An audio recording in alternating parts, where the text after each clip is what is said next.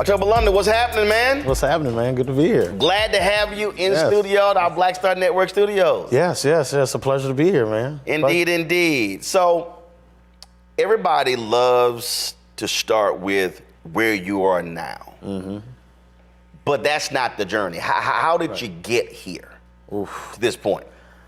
It's a long story, but to shorten it up, I mean, I've been doing music for 20 years. I think this year actually marks, or last year was the 20th year anniversary that I've been really pounding the pavement, but, grew up in South Bend, Indiana, home of Notre Dame, the whole thing. A lot of people ask, like, what do y'all have there, just corn? I'm like, no. University of Notre Dame, Skylar Diggins came out of South Bend as well, great WNBA player.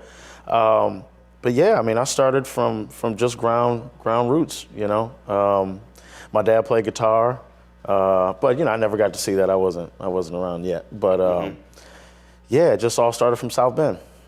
Just traveling, trying to find my way, doing shows in little bars and stuff like that. So yeah. I mean, was it like a lot of people starting in church, or was it just?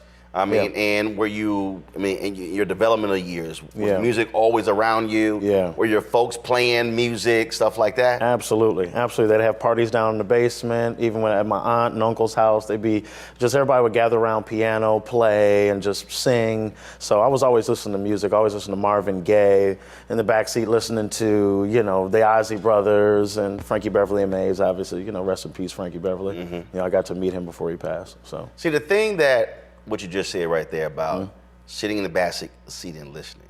My wife and I raised 6 of my nieces. Mm-hmm. And I would tell them, they get mad at me because I play my music loud. And Uncle Bro, turn it down. And I'm like, no, take your earbuds out. Yeah. And I think I just believe that the problem today is that we're so individualized that a next generation is not listening to the music that we listen to. Right. That also helps to form those musical tastes. So if I'm playing music, I'll go from so many different genres. And folks are like, dude, you listen to all of that?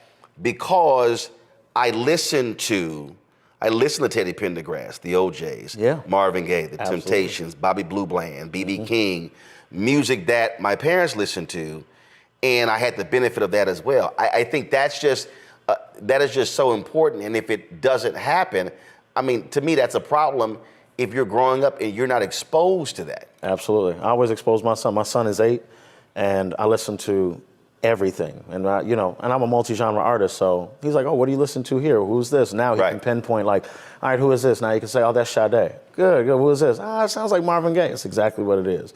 And then going to his new age artists. He's an EDM fan, like DJ Marshmello, all that kind of stuff, but just showing them where all this music came from first. Right, because Foundation. You can't build a house without a foundation.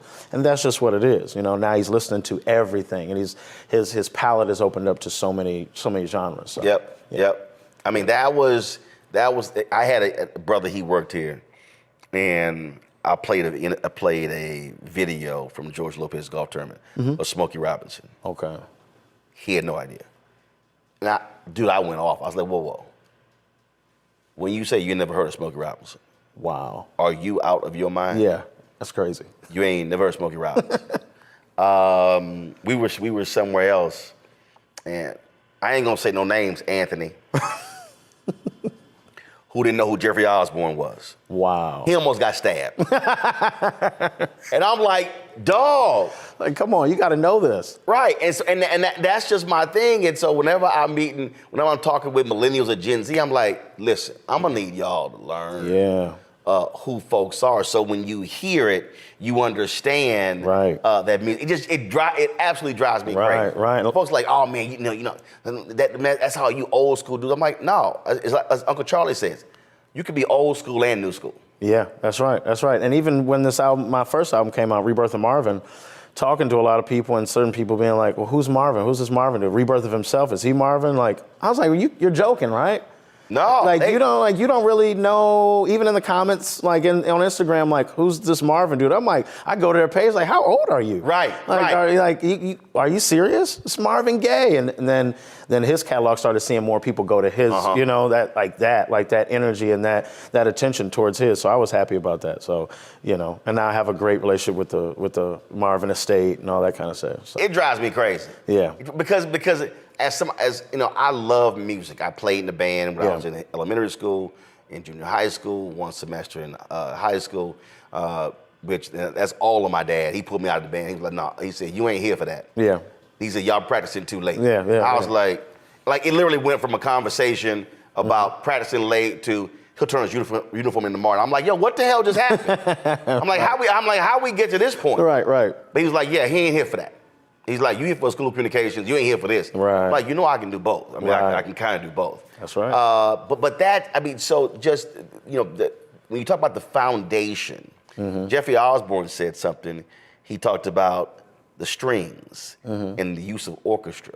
And he said how so many artists today are not utilizing those, you know, those different techniques and how that makes such a difference in the sound of music. And I'll be listening to a lot of songs and I'm hearing the orchestra and seeing the role that it played. Absolutely. So when you're listening to music, how do you listen?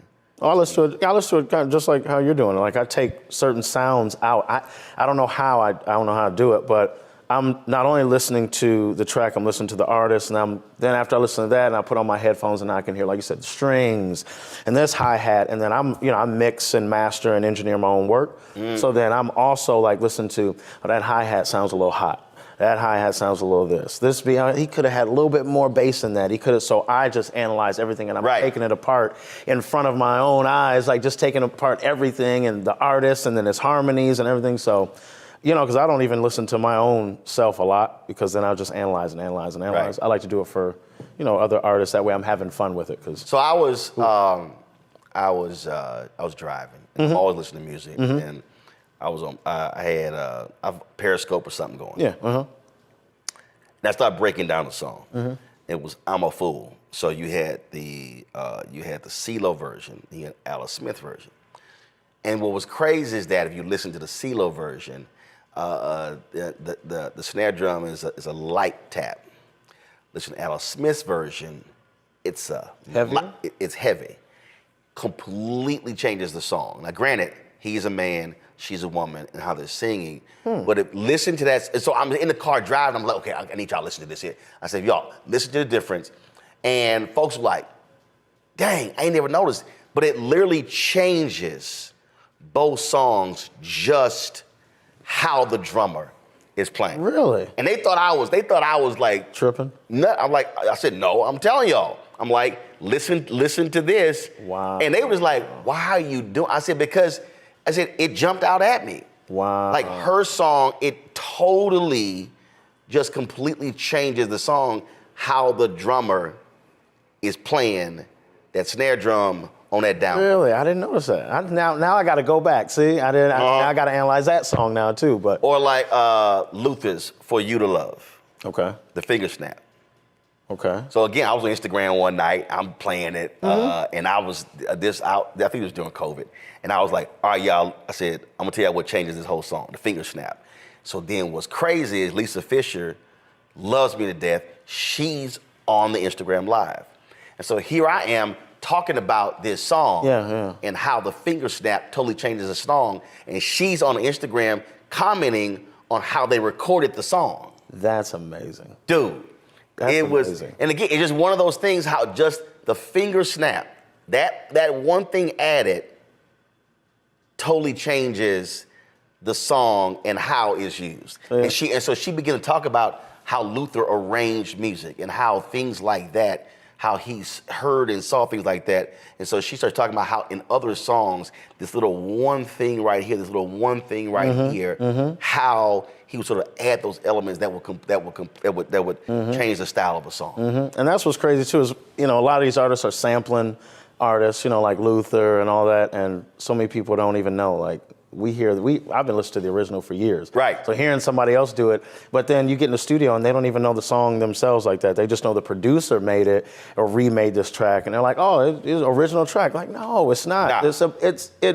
It kills me how many artists I'm in studio with that they don't even know. They don't know that, look, this is the body of work that made all this happen. Right. So, and then you mentioned Instagram Live. I love Live because I can make tracks right there on Live. I always play, exclusive tracks all the time. So, it's good.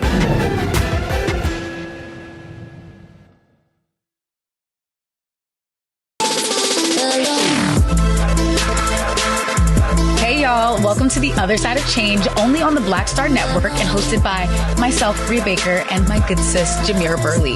We are just two millennial women tackling everything at the intersection of politics, gender, and pop culture. And we don't just settle for commentary. This is about solution-driven dialogue to get us to the world as it could be and not just as it is. Watch us on the Black Star Network, so tune in to The Other Side of Change.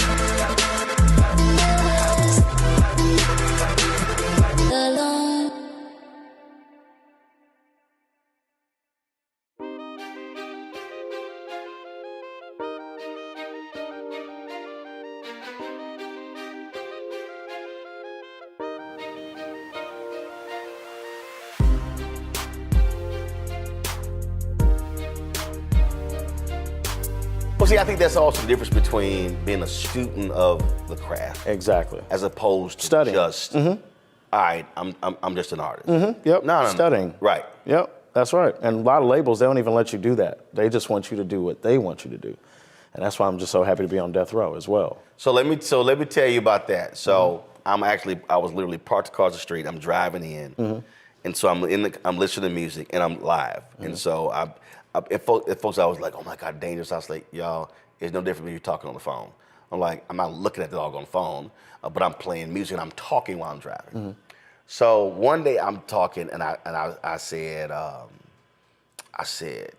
start breaking down what I call "oh shit" music. And I lay out, I said, "oh shit" music. I said, when that song, I said, you feel that song. Absolutely. And I said, it hits you in a certain way and makes you go, oh shit. So Snoop jumps on. Oh shit. He jumps on, Yeah. and he's like, that's what I'm trying to do with Def Jam. So I bring him in. So he starts talking about that's what he wanted to do with with Death Row. And folks were like, you trying to make all shit music with Death? They're thinking rap. Yeah. So 18 months later, I think Melba Moore posted a video on Instagram of you in the studio. Okay. There was a video coming soon. And I'm listening to it, and I said, that's what Snoop was talking about. And then the Rebirth of Marvin dropped. Yep, that's right. Yeah. And I totally, but it was hilarious because he said, I want to make that type of music that hits you and makes you feel it. Yeah, exactly. And I think that's what he had in mind since we met. We met in 2016. And he was always just, and I'm meeting him, I'm like, okay, we're gonna listen to rap music all the time. That dude listens to more old school R&B than me probably. And I listen to a lot of it. So, getting this major artist like Snoop to be like, yeah, you're gonna be the flagship of Death Row Records is crazy. Because I'm like, okay. When he got the call, I was in the room. He was sealing the deal. It's done. And I was like, man, congratulations. I got me a drink. He rolled up, and we were sitting there talking. And I was like, oh man, I can't imagine how many rappers you're gonna have on this label. What's gonna be? He was like, I'm not doing that. I'm like, what do you mean? Like, that's Death Row, Tupac, Suge, the whole look. And he's just like, no, you're gonna be the flagship for it. You're gonna do it first. And I'm like, you try. Well, hold up. I'm R&B. Like, right. This Death Row's not R&B. He said it is now. He was like, I'll get rappers later. Don't worry about that, but I want you to take over. I'm like, I was nervous. I was like, there's no way this is gonna work. Of course you get a little backlash from, on the comment section, when he's posting about it. It's just like, he's R&B, that's not Death Row. And we had to slowly kind of get people acclimated to it. Oh, that was, I get it. Because again, when I started, I was going, yeah. That's Death Row? And I was going, really? Yeah, love the music, but shouldn't this be somewhere else? Right. And we've, we had so many conversations with labels, and they weren't feeling it. That was the crazy part. That's what's dope about Snoop. He let me sit in these conversations when usually an exec is like, oh, okay, go do something here, whatever. Get out of the room. Let us big boys talk. He was like, no, just sit there in the corner and listen to this. Mm-hmm. I'm not even gonna let them know that this is you that we're talking about. You could be an intern. I'm just sitting there listening. Wow. And the way they would talk about me, like some of them were good, some of them would dog me out, and it was just social media. He doesn't have a lot of social media presence. Well, we're working on that, but did you hear the music? Yeah, the music's great, but we want a TikTok star. We want this person. Like, he's just like, no. Then they would leave, and he's like, see, that's why you just need to be on death row. This right here, because otherwise you're going to get either shelved or you're not going to be happy. And with death row, I get creative control. I get to be me. And I'm like I said, I'm a multi-genre artist. He's like, what do you want to do? I'm like, I want to do pop this week. Cool. So in those conversations, those were record label conversations. Yeah. In terms of where to place you with, and so you're sitting there and hearing all this sort of stuff and getting a clear understanding of really what the problem is with music today. Absolutely. And why artists are so unhappy, why they're so depressed, why they get strung out on drugs or whatever it is. They're not happy at all. They pretend to be happy, but they're not happy.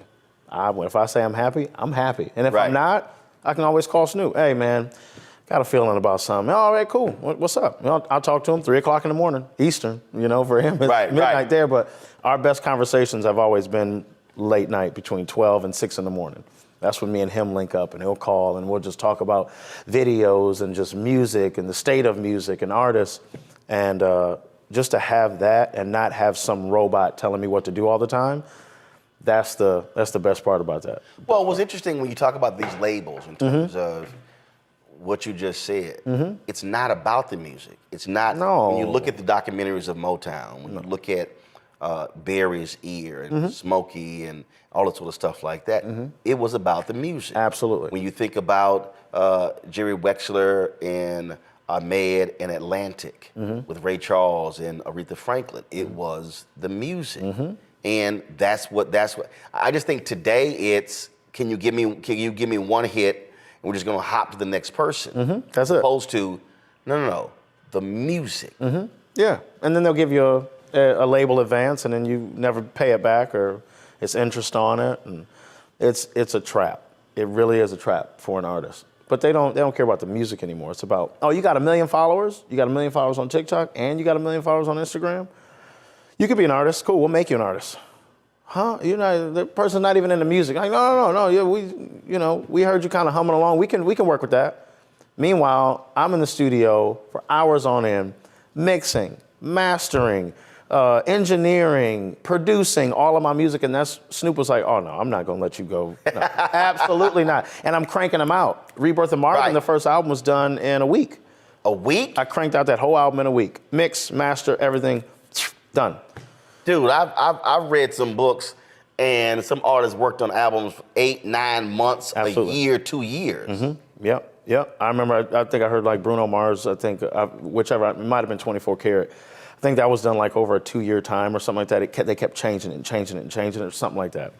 But yeah, a week. I crank out stuff every week. Before we started tour, I cranked out maybe four more EPs and an album, just so I can just have it sitting and be done. But yeah, I've got a plethora of just music. So when I first heard.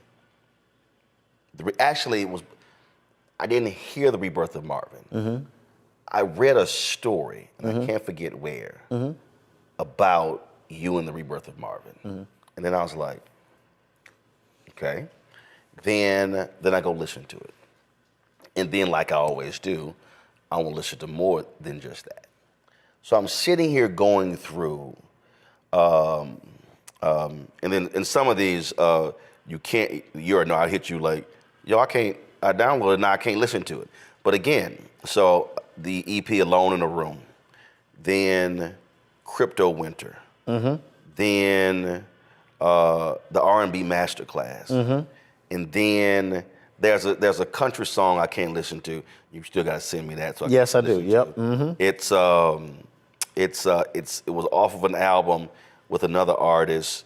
Still Waters called Florida Life. Oh yeah. So I'm literally going through all these out, and I'm sitting here and I'm going, okay, Florida Life, that's the country song. Mm-hmm. I'm like, I love the sound of it. Mm-hmm. Then when I hop over here, and I'm like, this is a techno. Then this is pop, and I'm like, okay, we over here rapping here, and I'm sitting there going, and so what jumped out at me was, and I said, I got to ask him, was it you trying to find your voice, or was it you saying, I want to be able to express myself through all of this and not be defined by a genre? Exactly. That's exactly what it is. Well, I was not trying to find myself at this. I'm making all these because I've already found myself. I already know what I am. That's why I always stick to that multi-genre, lane, that tagline, because I just like bouncing around. I'll get bored quick, and be like, all right, I've done Rebirth of Marvin. Okay, I need to do something else. I'm gonna make a country album. Oh, because if you do that, Rebirth of Marvin, the natural tendency for so many people is, all right, who's next? Otis Redding? Yeah. Who's next? Smokey Robinson, The Miracles? Who's next? And I think when Solo did their album, and they had some old school doo-wop on there, they also had A Change Is Gonna Come. It was hard for them on that second album because people were so enraptured by that first one that they were like, yo, we want to do some other stuff as opposed to some old school songs. Yeah. I just enjoy being me. And like I keep saying, being on a label where I can be me, it's really refreshing, because I would be stuck. I'd be stuck in a really bad position if that's, under any other label. So I just like creating music from what I feel. I may wake up and want to do a reggaeton album, but knowing that I can do it, right, and I can put it out, and not just be like, all right, I did it, I got it out of my system, time to get back to work, do another Rebirth of Marvin, do something else. Like, no, I actually can make something and put it out, like me and Still Waters. And Still Waters and Trip Cambridge are the same person. You know what I'm saying? He just has his alter ego. Like, I got my alter ego. My country alter ego is Sam Nash.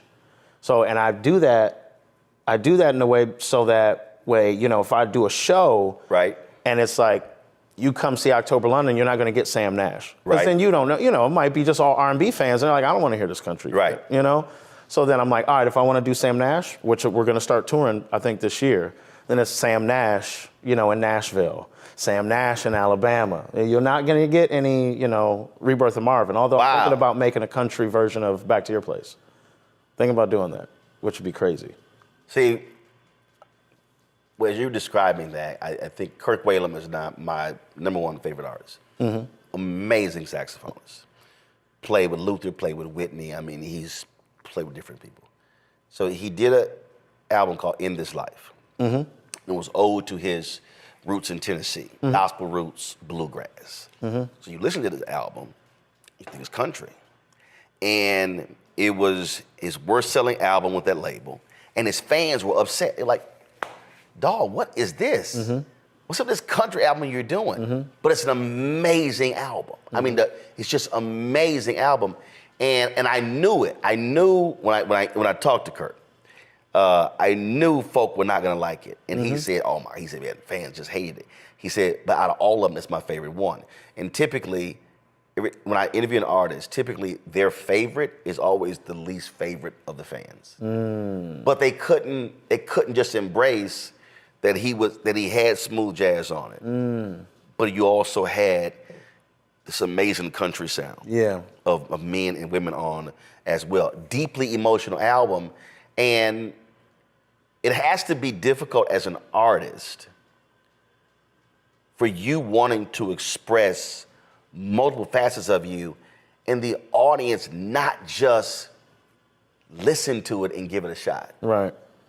Yeah, even when I was in Nashville doing tour for, October London, obviously, there were people in Nashville that were mad I didn't do Sam Nash. And I'm like, well, I can't.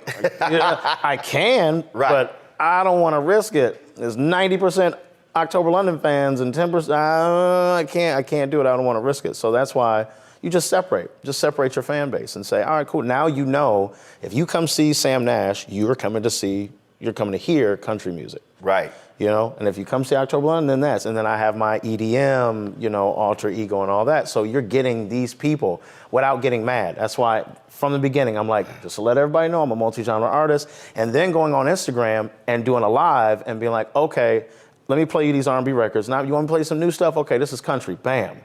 And then you'll see maybe 20 people leave the chat. Right. Cool. Fine by me. Oh, these people, they trip out. So when I'm playing country music on my live, man, what the hell is this? And I'm going, country music, you know, black people created that too. And I'm sitting there going, like, what are you talking about? I mean, the reality is, I'm like, if you actually study music, I said, what's born out of the Mississippi Delta? I said, and then it's like right now, and I saw Snoop sign Tonio Armani. With the Southern Soul sound. Yeah. Okay, so perfect example. Now all of a sudden, folks are going crazy about Boots on the Ground and about 803 Fresh and Tonio's Help Me Find My Draws and all different sounds. And so I'm going back and forth online, and it was a trip because people like, Roland, no, they say this is country. I'm like, no, it's not. And I'm like, Southern Soul is not blues. It's not soul. It's not R&B. No, it's not bluegrass. It's not country. It's not bluegrass. Right. I said, now, when you hear it, it has elements of all of it. Absolutely. And what was crazy, I was playing in Hootie and the Blowfish's Money After the Masters tournament. And it's mostly white folks. We're in South Carolina. I put on King George. All these white folks knew. Wow. Dude, I'm playing all this Southern Soul music, and they're like, I need that playlist. Oh my God, I haven't heard that one. And I'm like, that's what you don't understand. These are white folks who listen to country music, but they hear that because it's also trail ride. And I'm always trying to get black people to understand that, yo, brothers in LA and Houston are different than other parts of the country. But you gotta realize, rural blacks, that's a whole different deal. You go to Louisiana, they listen to Zydeco in rural Louisiana. It's second line in New Orleans. Not the same. See, you're putting me on. You're putting me on to stuff. I love that. It's so, and it's just like, and now because with King George blowing up, now all these other cats are now doing the Southern Soul. That's where all these line dances are coming from. So now you got young folks with, you know, where the fans at, that's 803 Fresh, because King George, when he dropped, it opened up folks' palate and accepted, and his Keep On Rolling, his Friday Night, gave these new cats opportunity. So now all of a sudden, you're now seeing all these young cats doing Southern Soul. That's why I'm like, where the fans at come from? Out of nowhere, I was just like, whoa. Yeah, it was, and in fact, I saw an interview with him and I got it. He hated the song. Really? And what's crazy was he gave an interview where he said he went to his first trail ride and they had fans out, and then he went to another one and he was talking to this dude. He's like, yo, man, where the fans at? That became the main hook to that song. Insane. I had no idea. And all of a sudden, like I hit, and then of course me, always thinking business, I hit him on DM, I said, bruh, are you selling your own fans? Oh. I said, your song is blowing up. Sell your own fans. Sell your own fans. Don't have other folk making millions, because everybody and mama are buying now the clap or clack fans. It's everywhere now. That was smart. That was very, very smart. He was like, bro, appreciate that. I said, right? Just like Uncle Charlie was selling his hats, back of the room sales. I said, bro, sell your own fans. I said, don't sit here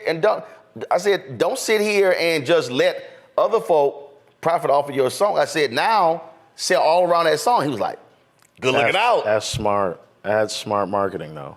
But that's literally how that developed. So now all of a sudden, you now got R&B stations playing a song. I was in Houston when I heard Kenny Wayne's Ride Like a Cowboy, because it was Zydeco, which Zydeco has a country element. I said country element because it's got the xylophone, it's got the washboard. That's rural. I heard that on Magic 102 R&B station. Jeez. It's just moving fast, too. Yes. And then what's crazy, because now it's all these not even line dances, it's forcing the clubs to move them damn sections out. Oh. And bring the dance floor back. dance floor back, yeah. Because everybody else are just sitting around and doing all that. Now it's like, oh, we want this. Somebody asked me when I was doing my country, they were like, you need to have a line dance. Bruh. You got to. It's huge. It's huge right now. It is, now it's line dance classes, and boom, what happened? Where the fans at? Boots on the ground? On Good Morning America. Dudes teaching the line dance on Good Morning America. Oh, it's out of here. That's how, and so, but I'm like, I was on trying to explain to people, I'm like, yo, that's actually Southern soul. Southern that's soul. a whole, I got roped in one, this during COVID, bro. Because I've listened to other Southern soul. Because when you go back to Mel Waiters, Hole in the Wall, Marvin Cease, that's all Southern soul. It's not blues, it's Southern soul. Man, one night, why did I type in Google the top 100 Southern soul songs? Oh. Dog, I was there for 5 hours. Just like, listening to this song. That was this one song by a sister. I could not find the recording anywhere. But I found her singing it live on YouTube. But none of the recording? I could not, dude, I went to Apple, I went to Amazon, I went everywhere. And again, I heard the song, I was like, yo, I like that song. But it's just, again, so for me, it's going back to my roots in Houston, family, get-togethers or whatever. And again, folk don't realize Houston has the largest rodeo in the world. Yes. And so folk didn't realize, so all of a sudden, when Beyonce drops Cowboy Carter, I'm like, y'all, we been there. Folks asking me, oh, you went to cowboy hat because of Beyonce? I was like, baby, I can show you photos of me wearing cowboy hat when I was 4. A long time ago. Right, a long time ago. Long time ago. This ain't new. But not understanding. So that's what's so crazy about music. It's the genres and then the sub-genres and the sub-genre. Yeah. People are saying I need to go do the rodeo in Houston. Oh, bro. That'd be probably crazy. It's the largest in the world. It's over 3 weeks. Jesus. Oh, yeah. I didn't know about it until I went down. My sister lived there. 70,000 in NRG Stadium. Ooh. This year, so Bun B curates a night, and I've been so mad because I had events the last 2 years. He's invited me and I couldn't go. Yeah. This year he had Yolanda Adams. So he curates the we call it the Black Night. That's what it was always the Black Night. Like when is a black artist perform? We like that's the Black Night. It was black folks everywhere with the cowboy hats and the boots and the horses and everything. Dude, ever since I was a kid. That goes back to the moment I was born. I have to go. Houston Livestock Show and Rodeo. I have to go. It's crazy. My sister lives in Houston. She's been really? telling me, oh yeah, and she's like, you gotta go and you gotta perform there. It's insane. Jeez. It's insane. Yeah. So Bun B does a whole, matter of fact, let's see what we're going to do this here. Since it came up. Let's see what he thinks about this here. Let's just call him. Let's just call him. Let's just call him. Just give him a ring. Just give him a ring. Since you said your sister lived there. But bruh, it is insane. Bun B. Good morning, my brother. So I'm sitting there doing an interview with October London, and we end up talking about music, and he said, man, my sister's in Houston. I've got to go to this rodeo, and I got to perform at this rodeo. And so I was telling him about what you've been doing, how you've been the last couple of years. So let me pass the phone. And I said, well, let's just call Bun. Let me pass the phone to October London. What up, big dog? How you doing, my brother? Man, I'm good. Precede you. Man, thank you, bro. I appreciate it, man. Good to talk to you, man. Likewise. Absolutely. I got to come out there. You got to come and see us. Brother. Absolutely. Come and see us before the rodeo, though. Come and sit and talk to me, because the rodeo operates very different. I don't have carte blanche, so everything has to kind of be programmed a certain way. I can't just say this person performs. I have to kind of run everything through the board of directors at the rodeo. So it's a whole different thing. But that being said, I would love for you to come down to the city, come and get you some Trill burgers. Let's start the relationship. I can only imagine that next year you'll be in a different stratosphere. No, it's all good. No, tell us about Sam Nash. Oh, yeah, and I do Sam Nash. You know, my alter ego is Sam Nash. His country ego bun is Sam Nash. Oh, wow. Oh, yeah, so I do it all. But I'm in Houston during tour. I'm on tour right now, so I'm in Houston. I got to check what the date is on that, but I'm in Houston coming up. Absolutely. So. Roland, could you connect us? I'll connect y'all. Yeah, for sure. Absolutely. All right, I got you. All right, bud. Man, it's a pleasure. Thank you, Roland. All right, brother, appreciate it. All right. Peace. See, it's that simple. It's just that simple, man. Just that simple. Just be like, you know what? Let's just give him a call. I mean, since we here. Yeah, I know. I do that sometimes, you know, like, hey, you know what? I need something. Let me call Charlie Wilson real quick. Let me There get you him go. up, you know? Except Charlie's problem is he changed his number because he keep losing his phone. Dude. I got 6 phone numbers for Uncle Charlie. And so I just stopped keeping up. So I just call his wife's phone. Bingo. Or I call Michael. You have to, because he don't know what he's doing on that phone. He literally loses his phone and he thinks I got to get me a whole new number. Man. I'm like, no, Charlie, you know if you lose a phone, you can keep the same You number. keep the same number. You don't have to keep changing it I up. got more numbers than that's how Aretha Franklin was. Really? Dog. I'm like, Aretha, I got 5 numbers for you. She hit me one time, it was 1 o'clock in the morning. I was like, who the hell's calling me from 248 at 1 o'clock in the morning? And I got to get up at 4 because I was doing my morning show. And I answer, Roland, Aretha, oh, you would kill them tonight on TV.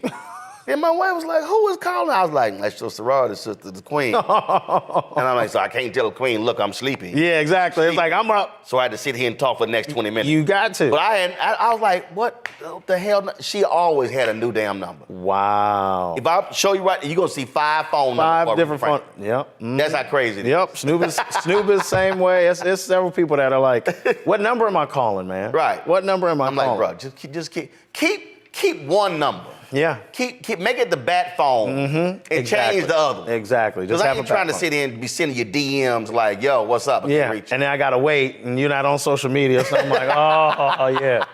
But Charlie's like that, you know. And Charlie's such a good dude. He told me, he was like, man, don't let nobody outdo you. You go out there and kill them every time, every single time. And that's what I do every time. He's like, don't let nobody outdo you. If you think they're going to, do more. That dude is just, but he's so great. He's so great.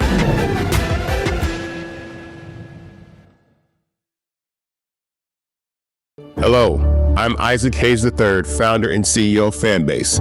And right now we're accepting investors in our $17 million round to revolutionize the future of social media. Today, for just $399, you can own 60 shares of stock in Fanbase at $665 a share. Go to startengine.com/fanbase and invest today. While the big platforms have grown too massive and disconnected from their users, Fanbase is building a platform where creators and users truly come first. We've already raised $4.8 million from everyday investors who believe in this vision, and now you can join them. This is your chance to invest in a social media tech company with over 1 million users that is disrupting media by allowing anyone to reach all of their following and monetize their content from day one. The market is changing, big platforms are failing to serve their users, and Fanbase is stepping up to fill the gap. Don't wait until it's too late. Invest now. Invest for yourself and your future. Go to startengine.com/fanbase and own the future of social media.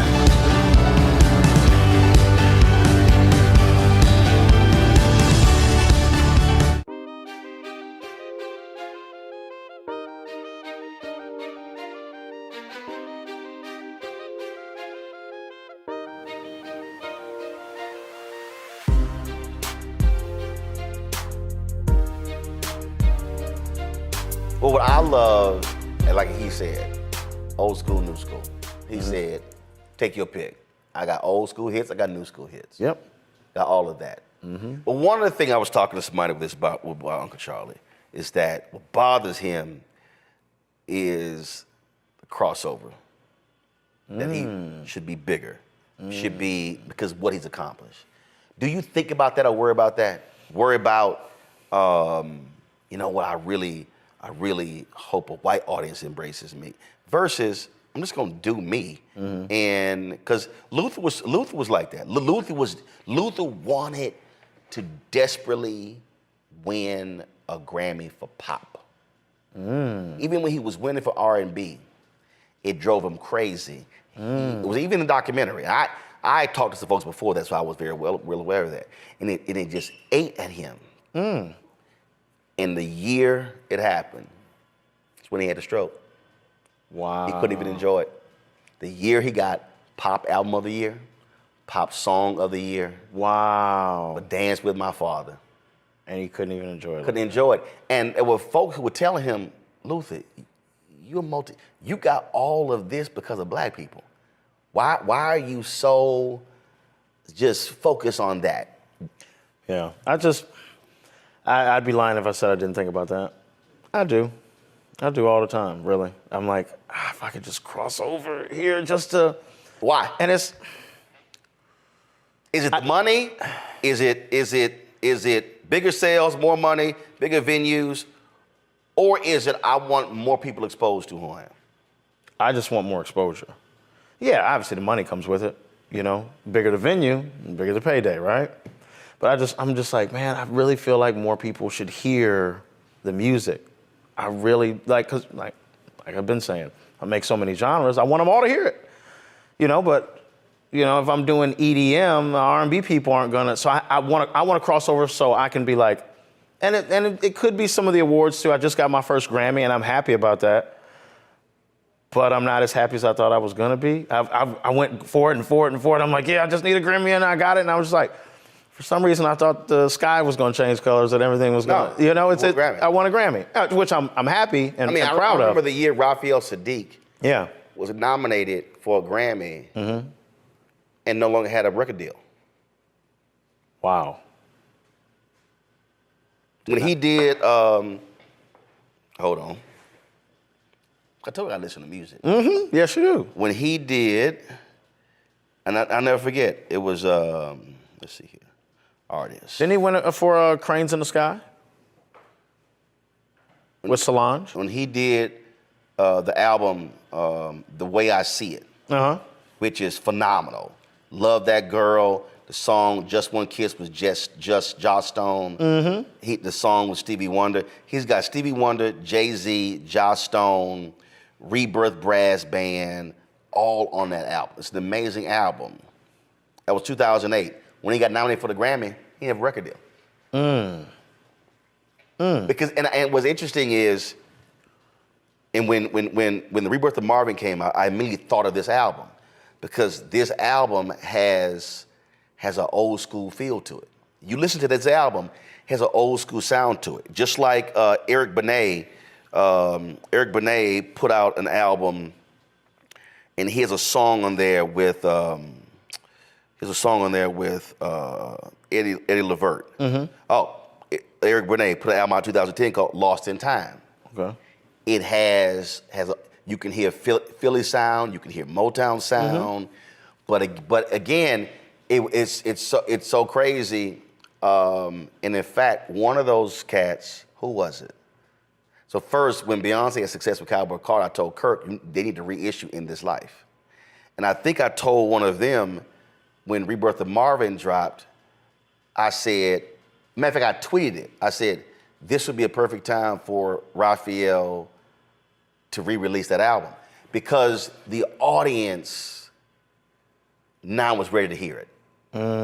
When you dropped Rebirth of Marvin, I said the R&B audience, they weren't ready to fully embrace that sound in 2008. Exactly. I said, but I felt they were when you dropped yours. Yep, it was right on time, I guess. We dropped it in February, and I was still like, oh, nobody's gonna wanna hear this. I'm trying to, I'm going back and forth with Snoop. Then he touted Rebirth of Marvin. I was like, dude, they're gonna kill me. The fans are gonna be like, oh, you trying to be, and it's exactly what happened. Now, I remember we dropped it in February, so all of February, all of March, I'm just looking at the comments and reading this stuff, and I'm like, they're like, oh, he's trying to be like Marvin, and he's like, oh, no, he can never be like Marvin. I'm just like, I was not trying to do that at all. I didn't even want to title it this, because I knew this was gonna happen. So me and Snoop were going back and forth with that, and then by April, I got a call from my radio guy, my friend Troy Marshall, and he was like, you ready? And I'm like, ready for what? I was like, it's Rebirth of Marvin. Back to Your Place, gonna blow up. I'm like, Ain't no way. Was he playing it and it was getting the response? It was, yeah, he was seeing the response. Right. I wasn't. I was at home, like this is gonna be bad. Like it's not gonna blow up. May, June, I was like, uh-oh. Troy was calling me now, like, yo, your numbers are skyrocketing. I'm like, really? And then he showed me the media base and all that. I'm like, wait, what does this mean? What does this mean? What is this? You know, and I'm trying to figure it out. I'm like, people actually like it? It's like, you know, everybody was on, you know, either rappers like the new age, it's the Bryson Tiller, the Tory Lanez, and that's what I was trying to make. And Snoop was like, no, because I was gonna shelve that album. I did the album in a week and I was like, nobody wants to hear this. Wow. Nobody wants to hear this shit, so I'm just gonna put it aside. And I was like, all right, I'm gonna start working on the real album. And Snoop's like, real album? Well, you just finished it. That's it. I was like, oh no. Put it out, people got a hold of it. By summertime, it was getting big. And then by the end of the year, it was big. And then it was on radio for, 14 weeks, 13 weeks, something like that. Longest running R&B record of the year. I was like, wow, that's crazy. And then we dropped Mulholland Drive. And then that was blowing up almost just as big as that one. I was like, wait, people like this now. I didn't think people were gonna enjoy it. And then dropped October Nights album, and people love that. So I'm gonna bring this back to what we were just talking about with the Grammys and with crossover and Luther. And it's something that Tyler Perry always talked about, and he and I talked about this as well. And Tom Jones used to always say this in radio: when you super serve your audience, your audience will always be there for you. And even though Luther wanted to cross over, that's not why he's beloved. He is revered because of his black base. You can say whatever you want to about Tyler Perry's movies or whatever. His audience gonna rock with him, and it's gonna that he drop an Amazon Prime movie, it's gonna be #1. A Netflix movie, it's gonna be number one. And I think what that says is,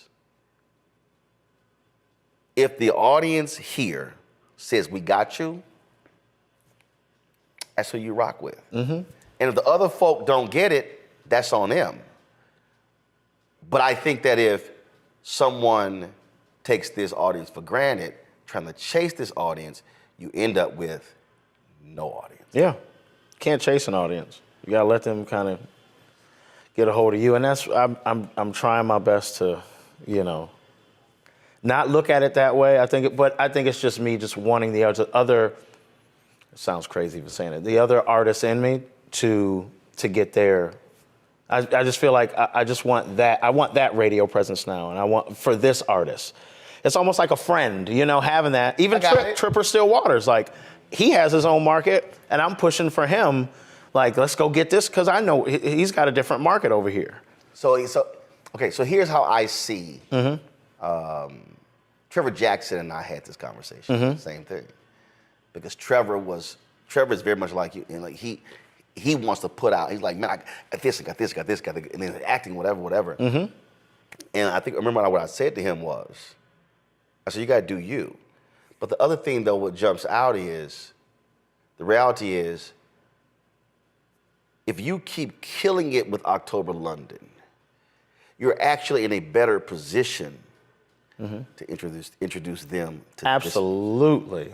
And so at the end of the day, I guess the example I say this to when a young person comes up to me, go, I want to do all of it. I say, you can't do all of it. You go, what do you mean?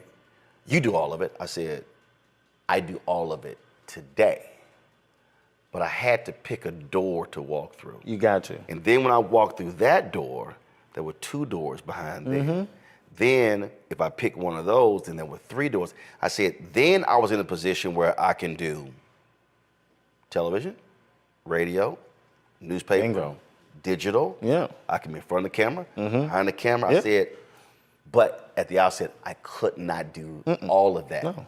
You had to walk through the door. Had to be patient. Yeah, you had to walk through the door first. And then, boom. So yeah, and that's where I'm at now. The audience, even that come to see October London every night, they're like, no, we rock with Sam Nash too. Right. We'll rock with you. You don't have to take it somewhere else. Right. So you maybe just slip something in. There you go. But understand, look, I'm gonna give you this here, but I could throw some other stuff out. Yeah, exactly. So now it's just pinpointing that, how to move those chess pieces. But like you said, walked in one door, two, 4, it's open up.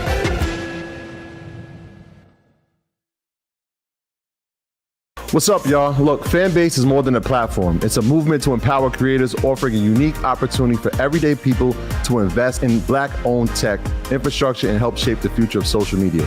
Investing in technology is essential for creating long-term wealth and influence in the digital age. The Black community must not only consume tech, we must own it. Discover how equity crowdfunding can serve as a powerful tool for funding Black businesses, allowing entrepreneurs to raise capital directly through their community through the Jobs Act.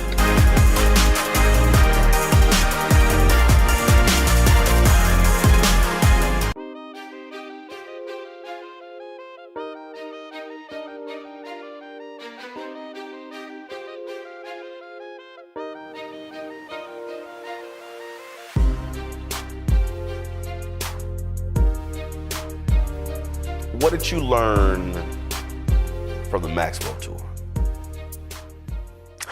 Because you on tour Maxwell. Yeah, that was insane. And it was also Selena. It was also Jasmine Sullivan. Sorry, Jasmine Sullivan. Yeah. Jasmine Sullivan. Yeah. I was crazy. So I'm in DC. I'm in the concert, and I couldn't tell if I was at a Maxwell concert or a Jasmine Sullivan concert. Yo, they were rocking with her so hard. I'm talking about reciting every lyric. Yeah. Now, mind you, I've heard Jasmine Sullivan. I haven't really listened to Jasmine Sullivan. And the crazy thing, I'm backstage coming to see you before you go out. And there's some dancers in the hallway, and 3 people on this side. She was there. I was like, hey, how y'all doing? I just kept walking, and the folks sort of looked like that's all he gave us. I knew that was her. I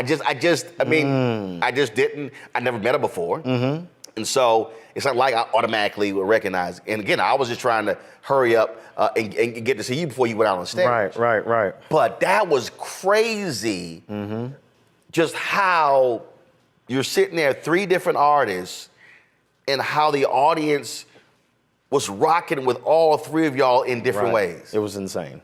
That was one of the best concerts really that I've just seen. I had to go out in the audience and watch it. Because sometimes the first or the second act, they're like, all right, can y'all hurry up? Yeah. So we can get to the main act. That was not the case with that tour. Everybody loved every artist. That we got so much love. But what I learned on that tour is that sitting there watching Maxwell and being like, so if you be faithful to your audience and you take care of them, they'll always come see you, just like you just said. Because he didn't do the album for 8 years. No. It was 8 years. That's insane. And he's come back and have still people, Right. And like thousands and thousands of people. Look at Sade. Oh. Sade could disappear for 15 years. Come back, sell out. Wrong. Done. And do no marketing. Nope. Zero. All you gotta do is just say, hey, Sade's gonna be, all right, I'm there. Period. Oh, I wanna do a record with Sade. It's one of my, When I interviewed Frankie Beverly, that he said the artist that he wanted to do something with and tour with was Sade. Man, it was some kind of, I don't know what it was, a rumor or something that Max was gonna go out with Sade or something. Oh, I remember that.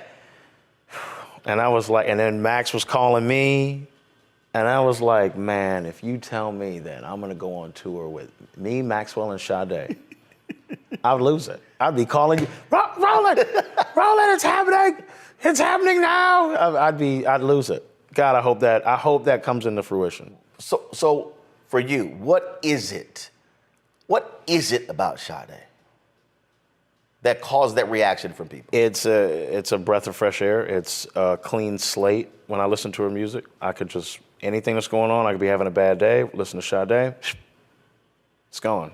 I don't know what it is. That's what it is. It's a clean plate. It's starting over. It's just something about her music that is just like, you know what, it's gonna be okay. It's gonna be all right. I had a tough day today. Let me just listen to that, pour some of my bourbon, light me up a cigar. Everything is done. Everything's done. That's how I feel when I listen to Sade's music. I also think it's because she disappears. She doesn't oversaturate. Serious. Yeah. She's not. I don't think she's unsocial. She's not posting stuff. No, she's just chill. She just disappears, and when she reappears, it's like she never left. Yep. Yeah. She doesn't sit you down and say, okay, I cooked this meal. Now tomorrow we're going to go check out this other restaurant. And then maybe in the afternoon we can check out, no, here's your meal. I'm going to go ahead and leave you to it.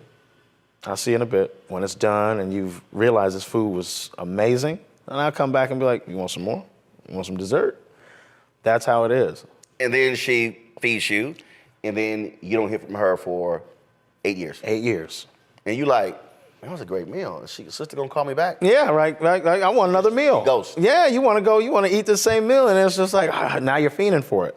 You're fiending for it. I was with Donnie Simpson a couple days ago, and he has this segment where we play a song, and something that inspires him, something that inspires me, and I played Sade, Cherish the Day. And, he was just like, okay, I get it.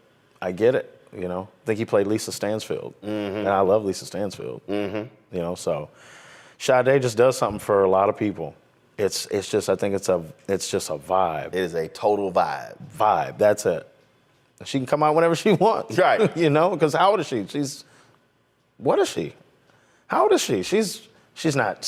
Look it I don't up. want to say the wrong thing. If we had to take a guess, I'm gonna say 62. I was thinking that too. I was gonna say. You got? I'm gonna say 60. You said 60? 60. She's 66. January 16th, 1959. She is 66. Helen Folashade Adu. Unbelievable. That's- and still looks great at 66. Yeah. Beautiful. I think she did something, it was on the BET Awards. It was something, it was a skit. And I was like. With Wanda Sykes, long time ago? No, it was. Recent? It was recent. I swear I saw it on one of those, and I was like, damn, Sade. Like, Still look good. I was like, Eating her vegetables. You know what I'm saying? Eating her vegetables. drinking her water. Drinking her water. That's it. Earlier you said you mix, master, do all of that. Where'd you learn that? Myself. I was tired of waiting on people. I'm like Self-taught? yes. I just was like, okay, I just have to sit here and try to figure it out. What age? 16. I started on Fruity Loops, FL Studios. Started working on that, started producing, learned how to produce. Then as I was learning how to produce, then I was like, well, these hi-hats are too hard, the bass is too hard. Let me try to figure that out. And I was like, oh, okay, sounds better. Now the track gets better. Okay, and then I started singing, putting vocals on track. And I was like, oh, well, these parts are too hot, these parts are too low. And next thing you know, I was learning how to just even the sound out. And the next thing you know, I was just mixing it. And then my mixing was, I listened to a mix that I did 10 years ago, and I'm like, ugh, that wasn't mixed good, but it worked at that time. Yeah, but it was 10 years ago. That was 10 years ago. Now it's like, right.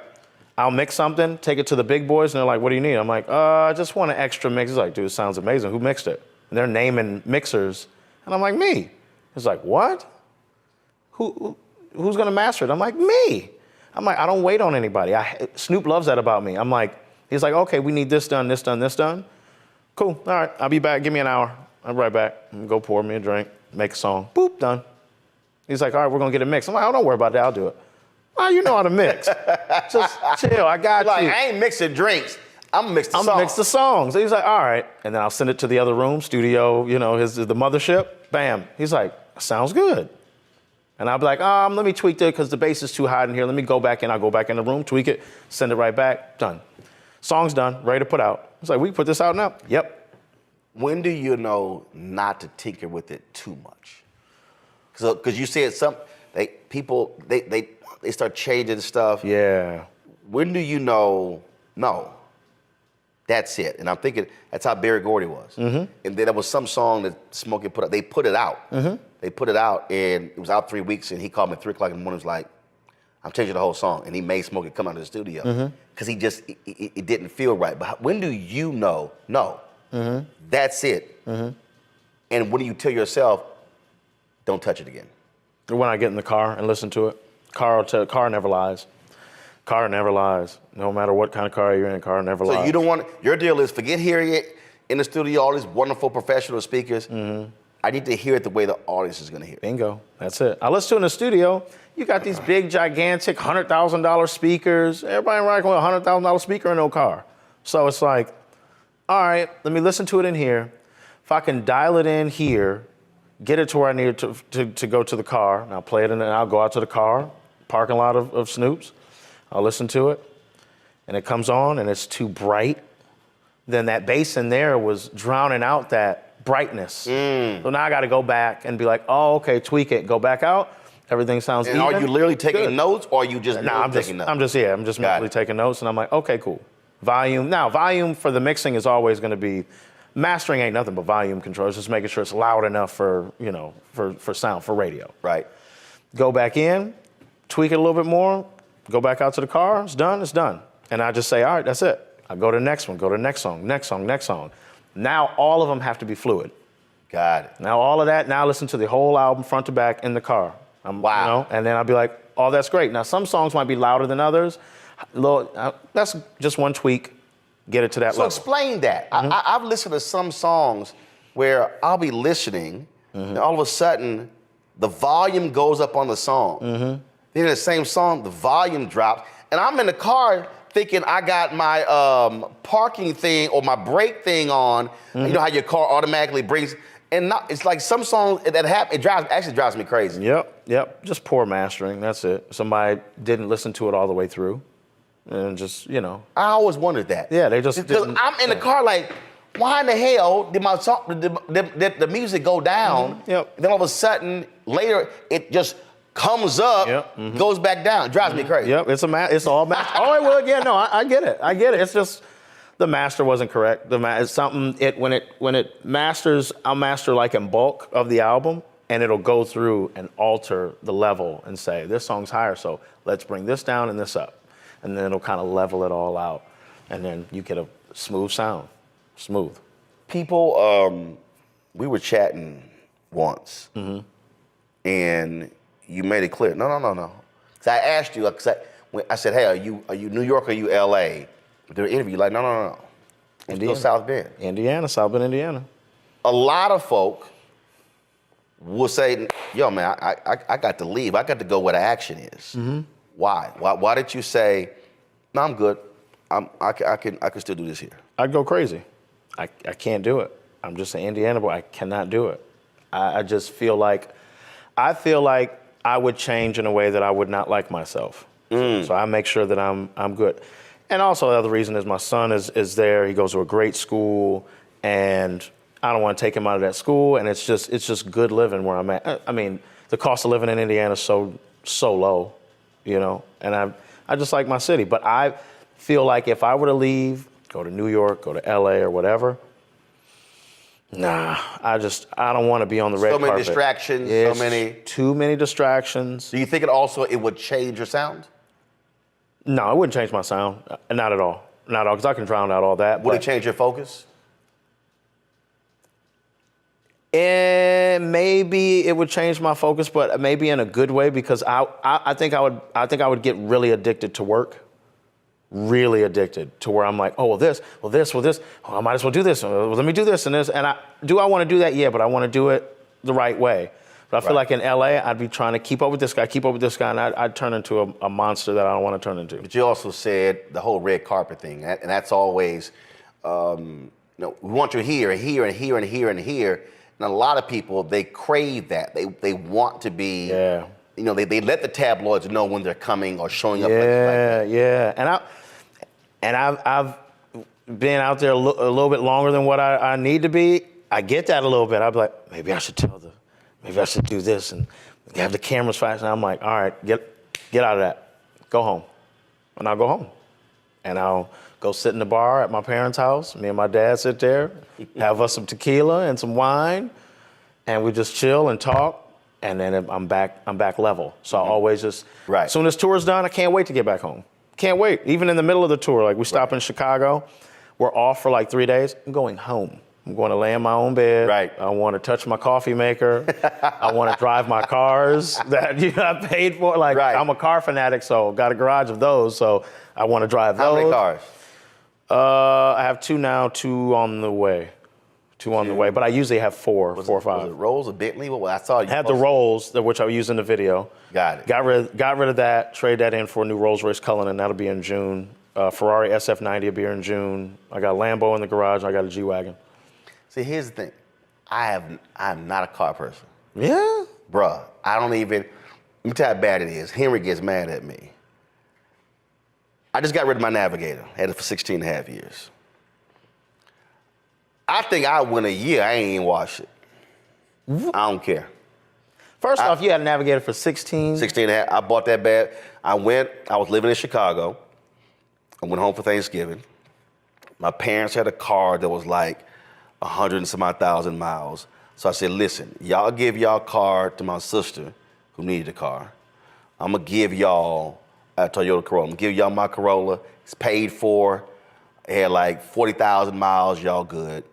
I did not want a car with Chicago license plates. I did not want to give them my Texas driver's license. So I went to Dallas, I have a house there, my parents now live there, bought my Navigator and had it shipped to Chicago. Okay. And it's so fun, a cop pulled me over about 2 months ago. And he said, it took me a while to get all this because car hadn't been registered since 2012.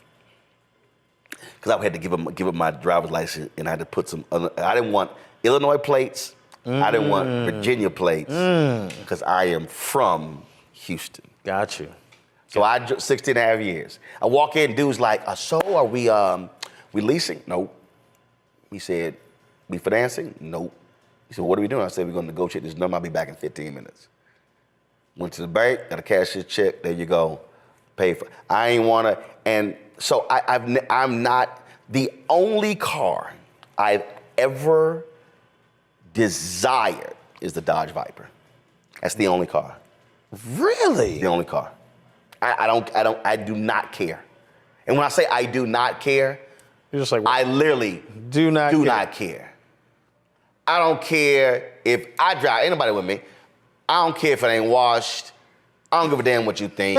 So I'm just trying to get point A to point B. Yo, it's getting me from here. I do not care. We gotta get you in a Bentley, man. A Bentley GT, oh man, that'd be you all day. Oh my God. It don't even. You're like, yeah, whatever. It don't even. That's crazy.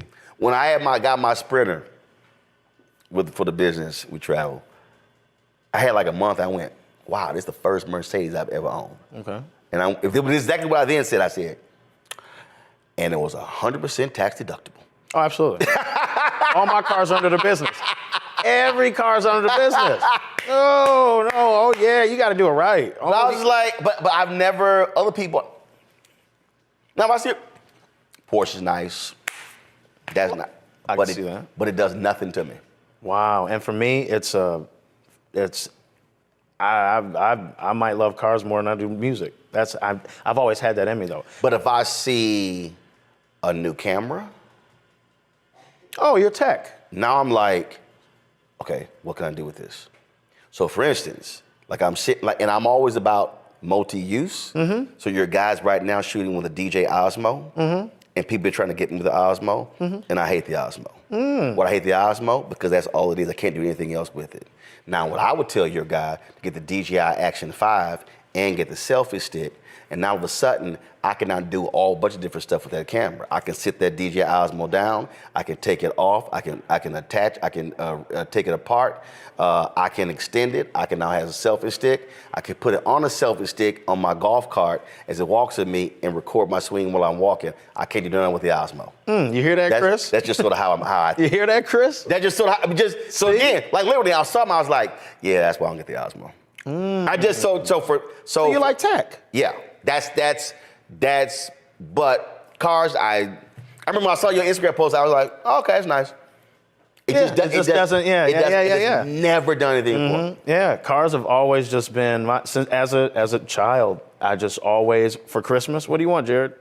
I want a model car. I'd go to the store, go to CVS or Walgreens, whatever, and I'd get the little limos.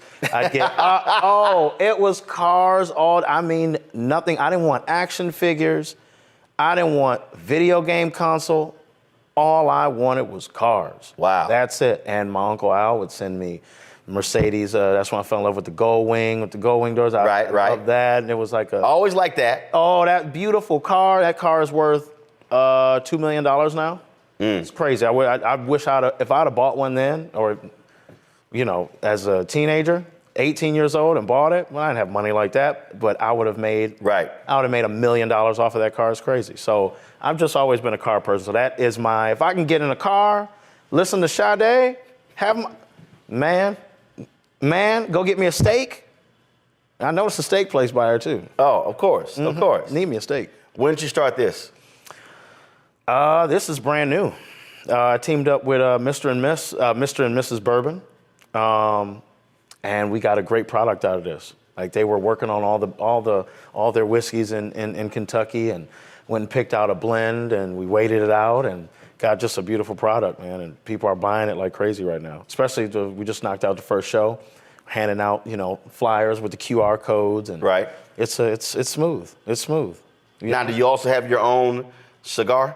I'm with Placencia. I don't have my own cigar. It's coming though, and we're working on it right now. So I'm with Placencia Cigars, and it's going to be a great blend. It's going to be great. So because when you did your show in DC, you sort of had it set up like it was a speakeasy. Yeah. Oh, you'll see this one. This one's going to be kind of similar. Okay. A little bit different, but it's going to be on point. But absolutely, that's what I'm into: the bourbon and the cigars. But just being with the right company, Placencia is the biggest, in the world. So being with that and then having the bourbon to team up with, love it. And my dad loves it, because now we get to, because he got me into cigars. Okay. So, yeah. See, one, I'm allergic to smoke, so I would never smoke. Yeah. That's why I've ever interviewed Snoop. He can't smoke. Yeah. So that's gonna be a real tough interview. Yeah, real tough. Because I'm literally, it will close my throat up. Oof. It's knocked me off the air multiple times for the whole week. Yeah, I don't even play. If we playing golf and somebody smoking a cigar, I'm walking. I'll walk 18. I won't even be in the cart. Wow. Yeah, no, it messes me up. Wow. And I've never drank in my life. Wow. Never had a drink. My dad offered me some non-alcoholic beer. I still said no. I just never had any desire for alcohol. Well, that would have been bad anyway. I just never. My brother says, he's like, dude, your ass so crazy. He said, I don't even want to think about the idea. Because when I love partying. I'm a dance. D-Nice knows. Oh, yeah. You're a partier for sure. People, are you on something? Nope. No. I never had an energy drink. Never done drugs, any kind of drugs. No. When I'm up, I'm up. And I might be, let's go to 5, 6, 7 o'clock in the morning. You'll be here forever, man. I'm like, let's get it. You'll be here forever. You'll be here forever. I'm like, let's get it. Let's party.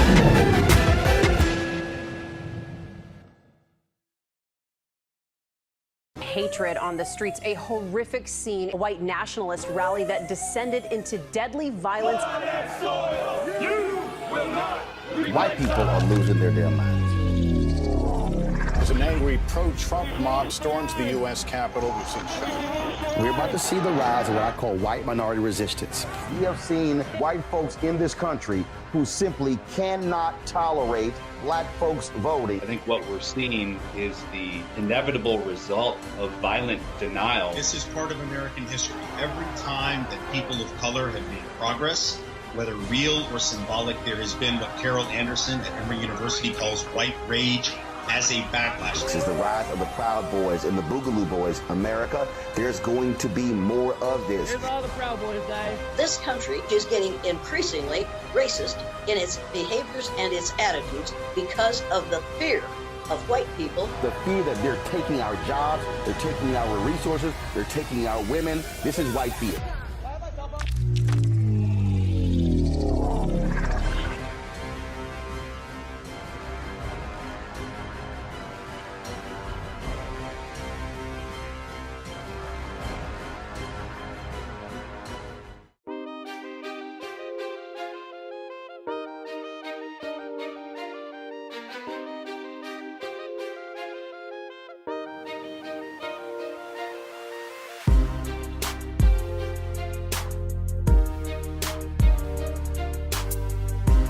We talked about Sade. Who would you love to do a collab with? Besides Sade, D'Angelo. I'd love to do a collab with D'Angelo. Man, that would be a dream. Brown Sugar. I ain't got his number. Have you talked to him about it? Never. I would love to. That would be absolutely amazing. Is there a woman that you would want to do a duet with? Besides Sade? Right, besides Sade. Right now, the first person that comes to mind is Alex Isley, Ernie Isley's daughter. Really? She's amazing. She's a fan of mine. I'm a fan of hers. Absolutely. Wow. We just haven't. We wanted I wanted her on this tour, but she was busy. She was already touring. Yeah, and that would have been great. But we'll collab at some point. But yeah, Alex Isley, her voice. If there was that, and I don't want to use if the verses, but if there could be a scenario where, and it's not about competition, but you're on stage. I saw this video the other day where it was the Four Tops and the OJs. It was on Robert Townsend's old show, and they had this. They were back and forth. It was amazing video to watch. But if you could have a situation where you're on stage, you sing a song, and the person across the stage got to sing a song. You got to come back with a song, and they got to come back with a song. Ooh. Who would you love to do that with? That just would be so crazy for the fans. Right now, that are alive, right? We're not going like dead or alive. No, give me both. If Okay. someone who's not alive, who would you have loved just to? And again, the whole scenario is you're on stage, and it's similar to the Versus deal, but it's not a competition. But it's really just who would really bring out the best in you, and you'd be like, okay, yeah, I got to top that. Okay. It'd be Prince. Because Prince, I felt like he could bounce around. See, I know, because earlier when you were talking, when I was talking about multiple genres, when I was going through on my phone, that's exactly what I thought about. Prince. I just got put onto a song by Prince. I never even knew, called Revelations. I was like, what? I think it's yeah, pretty sure it's Revelation, not Resolutions, Revelations. And as far as alive, I would, right now, first person I think of though is, but then you said to bring out the best of me. So, but it doesn't matter, but yeah, first, that's not with us, it's Prince. Right. I think it'd probably be D'Angelo. I think me and him I think we'd start doing back and forth, but then we'd start making a song. Going back and forth, it'd be crazy. And then we'd make a song for the fans, right there. You know who I'm thinking, who would be crazy, who would do that too? Jamie Foxx. Yeah, the man ain't put out music in so long, I keep forgetting. Jamie Foxx. Actually, I'm gonna take away the D'Angelo. I'm gonna take away D'Angelo. Jamie Foxx would bring the best, absolutely, because he's comedic, and that's perfect. That's perfect. Because see, I've listened to a lot of his stuff that people don't talk about, and he's got some great. Everybody talk about the song with Kanye. No.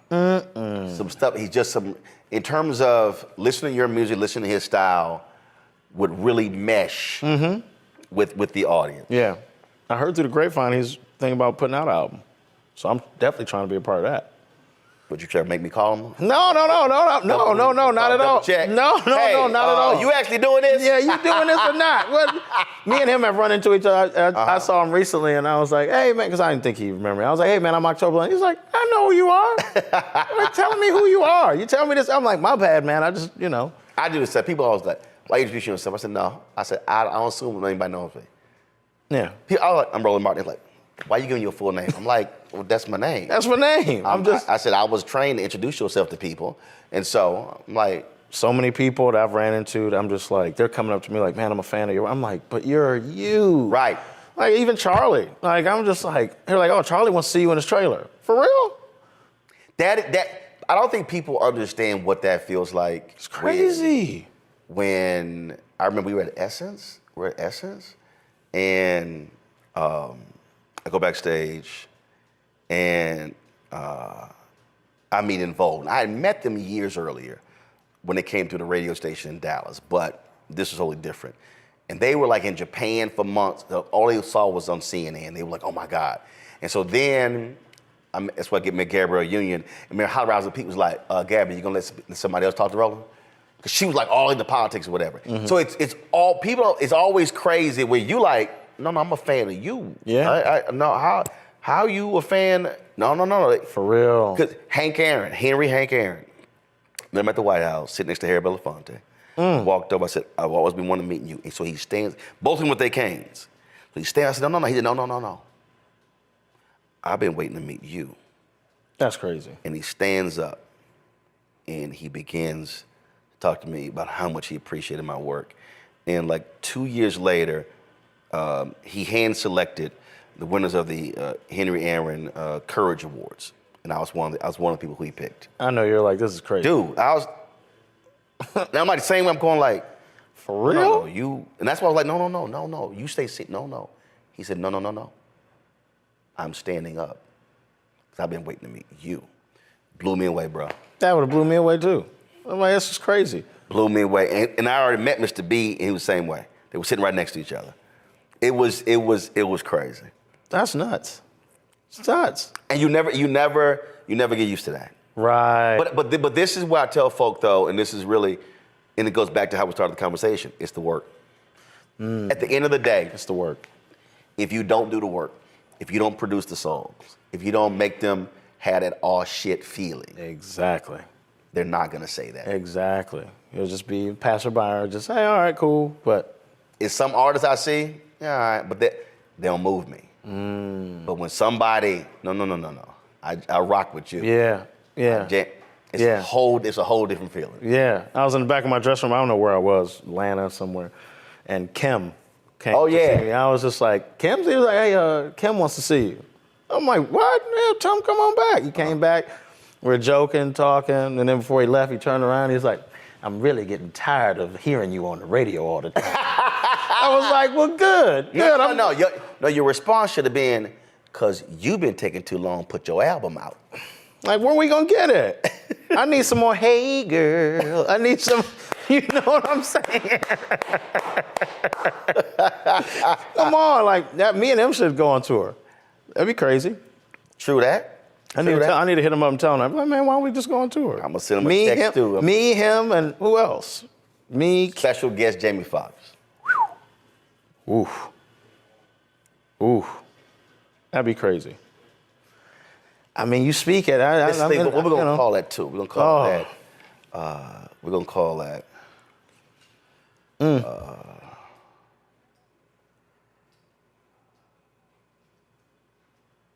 The Absolute Cool Tour. That's not bad. The Absolute Cool Tour. That's not bad, man. That's how me and you both will flag Kim and be like, hey. That's the Absolutely Cool Tour. That is absolutely cool. And then the three of y'all standing in front of blocks of ice. Okay. That just took something. Come on. I mean, by the looks of your set, I mean, you can do it. You know what I'm saying? Like Roland did the whole stage setup. He wanted ice, we got him ice. You know what I'm saying? We got it for him. We got it. Just have the bourbon next to the ice, we're all good. There you go. There it is. We have cranberry juice. There you go. Well, man, I appreciate it. Thank you, brother. Thanks for coming through and chopping it up. Thank you for having me. I appreciate you, man. All right. Always. Yes, sir. Mm-hmm. Yes, sir.